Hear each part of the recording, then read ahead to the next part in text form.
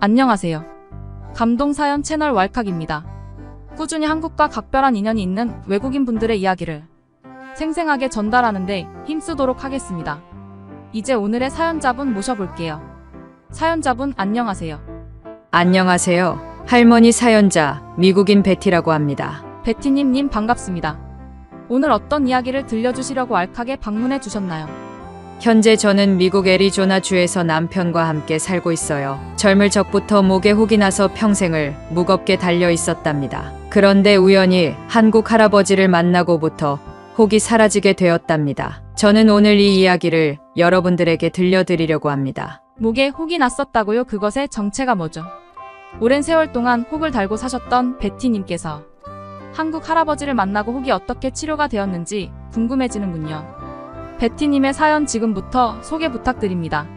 제 혹은 남편과 결혼한 후 자식들 키우면서 생기기 시작했습니다. 어느 날부터 목에 물컹하기도 하고 딱딱하기도 한 어떻게 말로 표현하지 못하는 그런 촉감이 느껴지는 것입니다. 전 그것을 습관적으로 계속 만지기 시작했어요. 그러더니 그 혹이 자꾸만 커지는 게 아니겠어요? 남편과 자식들 뒷바라지 한다고 바빠서 병원을 갈 생각은 하지 못했습니다. 가더라도 미국의 병원 진료비는 너무 비싸서 감당도 안 될 거라고 생각했죠. 그렇게 세월은 몇십 년 빠르게 흘러가더군요. 목에 혹이 불편한 감은 항상 있었지만 다행히도 극심한 통증을 호소하거나 한 적은 없었습니다. 처음에는 이게 암인가 싶어 걱정을 했지만 다행히도 그런 종류의 혹은 아닌 것 같더라고요. 몇십 년 동안 세 번 정도 그 혹 안에서 고름이 흘러나오는 것 빼고는 별다른 문제가 없었습니다. 제 피부가 원체 문제가 많았는지 혹뿐만 아니라 작은 뾰루지들이 오돌토돌하게 많이도 나더군요.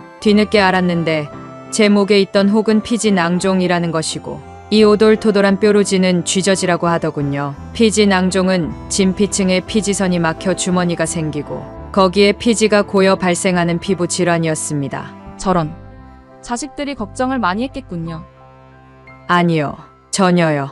저에게는 아들 둘, 딸 둘에서 총 4명의 자식들이 있었습니다. 나이는 자꾸 먹으면서 얼굴에 주름은 지고 몸은 성한 데가 없는데 이 자식들은 내 마음처럼 잘 커주지 않더군요. 여러분은 혹시 아시나요? 현재 미국 부모의 80%가 성인 자녀의 가족은행 노릇을 한다는 것을요. 우리 자식들도 마찬가지였습니다. 자립할 나이가 되었는데도 남편과 저에게 경제적으로 기대더군요. 물론 우리 부부는 마흔이 다 된 자식들이 독립 안 하는 것이 꼴보기 싫어 일찍부터 독립을 시키긴 했습니다. 하지만 큰 아들만 해도 휴대전화 요금을 3년 동안 제게 내달라고 하더군요. 자식들의 학비나 결혼식 비용, 또 일상생활 필요한 용돈까지 저희에게 손을 벌리니 참으로 어이가 없었습니다. 그렇다고 내 몸으로 낳은 자식이니 책임을 안 질 수도 없고요. 남편과 저의 퇴직금을 이용하여 조금씩 독립해 있는 자식들에게 돈을 보내고는 했답니다. 이런 상황 속에서 혹을 치료하기 위해 병원을 간다? 라는 생각을 어떻게 할 수 있겠습니까? 우리 부부는 은퇴를 하고서도 여러 가지 부업들을 하며 노후를 준비하고 있는데 젊은 자식들이 아직도 우리에게 손을 벌리고 있는 것을 생각하면 참 앞이 캄캄해지더군요. 그렇게 바쁜 노후를 보내고 있던 시기에 우리 부부에게 햇살 같은 가족이 찾아오게 됩니다. 때는 1년 전이었어요. 한동안 이웃이 이사가서 비워져 있던 우리 옆집에 한 한국 가족이 이사 오게 되었습니다. 가만 보니 어린 초등학생 되어 보이는 아기들과 젊은 부부, 늙은 노부부까지 3대가 한 번에 이민 온 것 같아 보였죠. 우리 부부는 평소 동양인에 대해서 다른 미국인들에 비해서 차별적인 시선으로 바라보지 않고 있었습니다. 그래서 먼저 인사하러 찾아갔죠. 근데 우리를 너무나 환히 반겨주는 것이 아니겠어요? 한국 노부부는 우리 부부와 비슷한 나이 또래처럼 보였습니다. 그들은 자기들이 먼저 인사하러 찾아뵀어야 하는데 이렇게 먼저 발걸음하게 만들어서 미안하다고 하더군요. 마음씨가 매우 따뜻한 노부부로 보였습니다. 그 뒤로 우리 부부는 옆집 노부부의 런치에 초대된 적이 있었습니다. 한국 음식인 된장찌개와 닭도리탕, 다양한 나물무침 등을 해주었죠. K푸드는 오래전 로스앤젤레스 한인타운에 갔을 때 맛보고 맛있다는 것을 알았기 때문에 역시나 점심을 거하게 먹었습니다. 그런데 그 집 할머니는 영어가 능통하여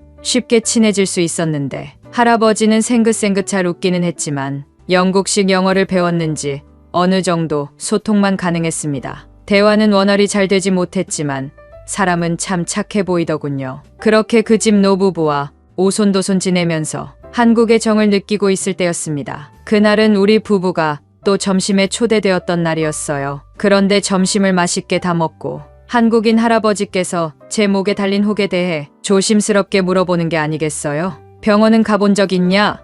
그것이 무엇인지는 알고 있느냐? 등이요. 저는 모르겠다. 암인가 싶었는데 그건 또 아닌 것 같다.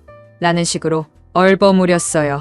그리고는 제 혹을 이리저리 살펴보더니 가만히 있으라고 말하며 안방으로 들어갔습니다. 그는 곧 의료용 구급함과 비슷하게 생긴 가방을 챙겨 들고 나왔습니다. 알고 봤더니 그 할아버지는 젊을 적 한국에서 피부과 의사 일을 했더군요. 그는 우리 부부에게 자초지종을 설명하고 저를 침대 쪽으로 안내했어요. 물론 의심스럽기는 했지만 그의 성품과 정직함을 그동안 잘 관찰해 왔었기 때문에 믿고 맡겨보았습니다. 그 구급함 속에는 각종 의료용 도구들이 많았습니다. 그는 제 혹을 알콜솜으로 소독을 하고는 의료용 칼로 제 혹을 푹 찌르기 시작했어요. 하얀 진물이 파악 나오더니 그 뒤로 노란색 내용물들이 혹에서 잘잘 흘러나오는 것이 아니겠어요? 압출기로는 한계가 있던지 가만히 있어 보셔요라고 말하며 수술용 장갑을 꺼내기 시작했습니다. 그리고 제 혹을 조물조물거리며 낭종을 짜기 시작하는 게 아니겠어요? 이게 낭종을 주변 조직으로부터 분리를 해야지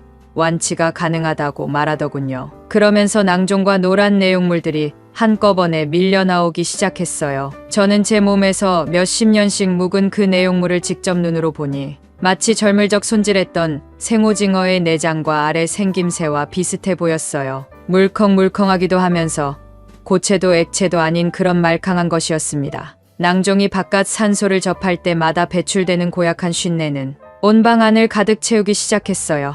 그런데 그 전직의 피부가 의사 할아버지는 아랑곳하지 않고 집중하더군요. 정말 신기한 게 짤수록 그 커다란 혹이 몰라보게 작아지는 게 아니겠어요. 마지막으로 의료용 가위로 낭종의 뿌리를 잘라내고 남아있는 조직을 깨끗이 제거하였습니다. 의료용 실로 깔끔히 봉합까지 해주더군요. 저는 그의 손기술이 너무 전문적이어서 내가 이거 돈을 줘야 하나 싶었다니깐요. 근데 마취는 못하고 했었기에 짤 때 얼마나 아프던지. 근데 다 마치고 나니 아픔보다 시원함이 더 컸습니다. 칼로 찔렀던 부분 주변에는 핏방울이 몇 방울씩 올라오는 모습을 보면서 참 인체가 신비롭긴 하구나 생각했어요. 몇십 년 동안 이런 냄새나는 덩어리들이 제 몸 안에 있었다고 생각하니 스스로 어리석다고 생각도 했답니다. 그렇게 몇 년 묵은 피지를 다 배출하고 드레싱과 봉합까지 마친 후 저와 남편은 그에게 무한한 감사 인사를 전했어요. 치료를 완료하고 나니 제 몸무게 1kg는 빠진 듯한 느낌인 거예요. 그런데 한국인 할아버지는 거기서 멈추지 않았습니다. 갑자기 어디선가 실을 들고 오더니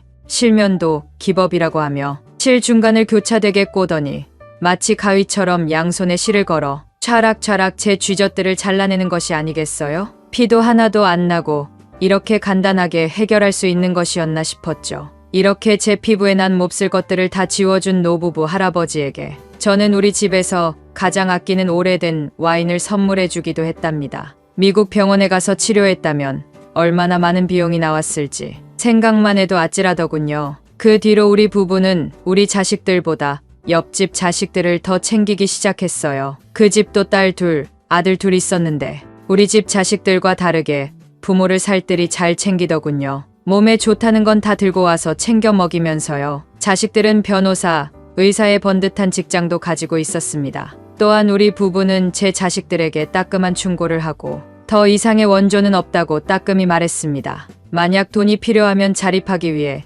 자립 계획서를 제출하라라고 전달했어요. 이 또한 예전에 옆집 노부부가 써먹던 유용한 방법이라 우리에게 교육시켜준 것이었죠. 여러모로 옆집의 한국인 가정이 찾아와 친해져서 얼마나 큰 은혜를 입고 감사한지 모르겠습니다. 제 사연은 여기까지입니다. 감사합니다. 베티님의 사연 잘 들었습니다. 지금처럼 오손도손한인 가정 이웃과 화목하게 잘 지냈으면 좋겠네요. 지금까지 의감동 사연 채널 왈칵이었습니다. 감사합니다.